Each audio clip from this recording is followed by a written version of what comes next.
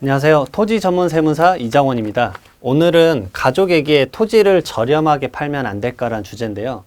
가족에게 토지를 좀 저가로 양도를 했을 때 어떤 문제가 되는지 세법상 이슈를 좀 살펴보도록 하겠습니다. 이걸 저가 양도, 고가 양수에 대한 양도소득세와 그 다음에 증여세 문제가 두 가지가 겹쳐서 발생을 하는데요. 이 양도자는 결국 원래 이 시가가 10억 원이라고 한다면 이 10억 원의 가치가 있는 이것을 싸게 넘기는 거죠. 왜냐하면 예를 들어서 뭐 5억에 넘긴다거나, 왜냐하면 그러면 양수자가 이 모든 이익을 다 취해갈 수 있잖아요. 하지만 세법에서는 이렇게 그 일정한 요건이 있습니다. 특수관계인 간의 거래. 저희가 특수관계인에서 가족은 빼놓을 수 없는 그 특수관계인의 요건 중에 하나죠.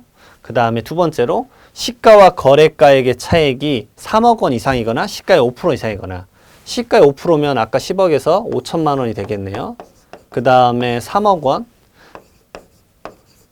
둘 간의 차이가 둘 중에 하나만 이제 부합을 해도 이게 조건이 성립하는데, 지금 같은 경우는 아주 큰 차이가 나기 때문에 조건이 성립을 하죠.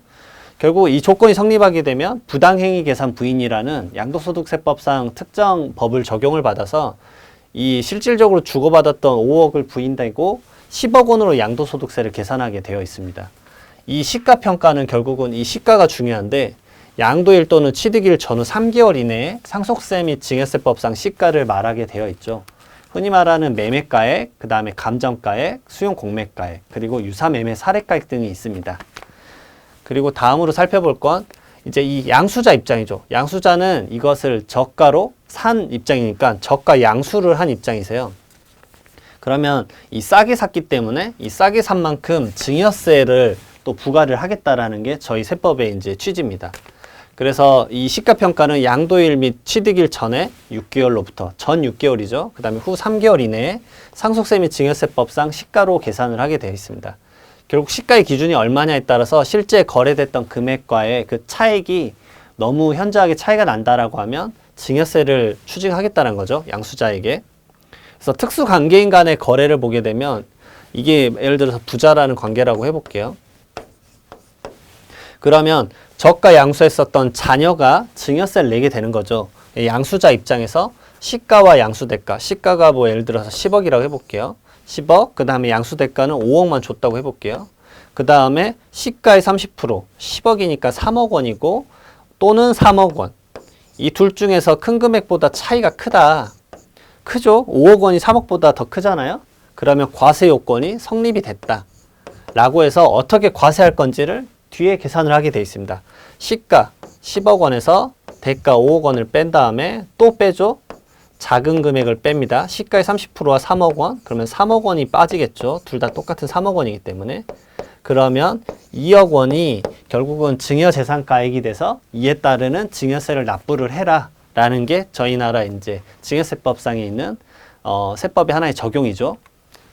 그 다음에 저가양수자의 관계가 특수관계인 외의자일 때가 있을 수 있죠. 예를 들어서 친구관계이거나 그러게 되면은, 아니면 전혀 모르는 제3자, 이럴 때도 결국은 너무 싸게 판 게 의심이 된다라고 해서 결국은 이런 증여세법에 적용을 받을 수가 있습니다.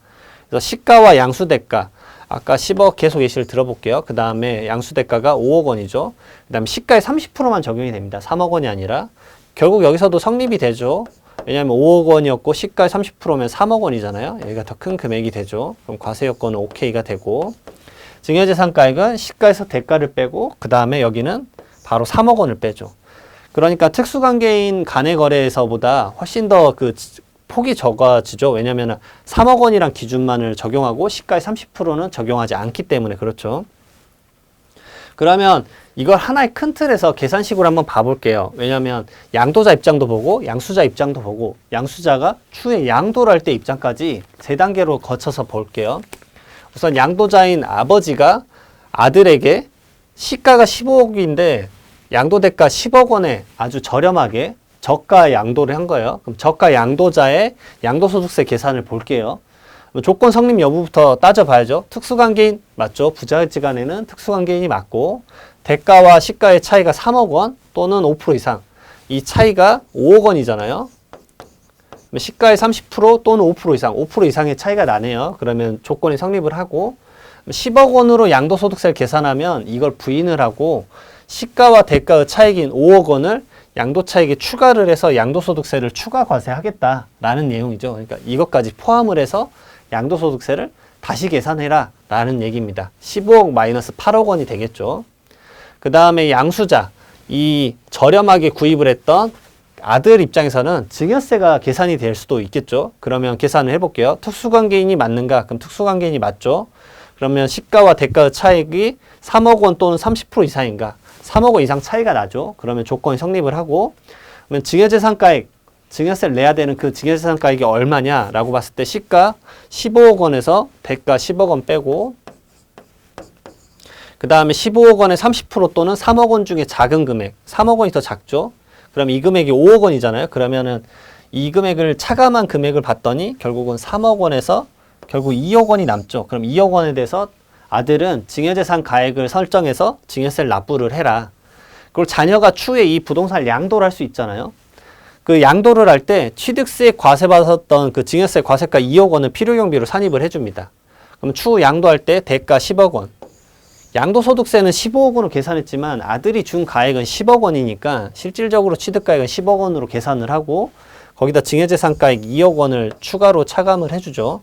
그래서 18억 원에 양도를 했으면 12억 원을 차감을 해서 6억 원에 대해서 양도소득세가 추후에 과세가 되는 이런 원리가 적용이 됩니다.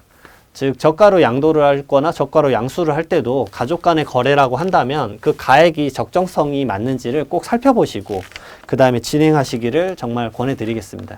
가족 간의 거래가 최근에 많이 일어나니까 꼭 이런 점 유념하셔야 됩니다. 이상 강의 마치도록 하겠습니다. 감사합니다.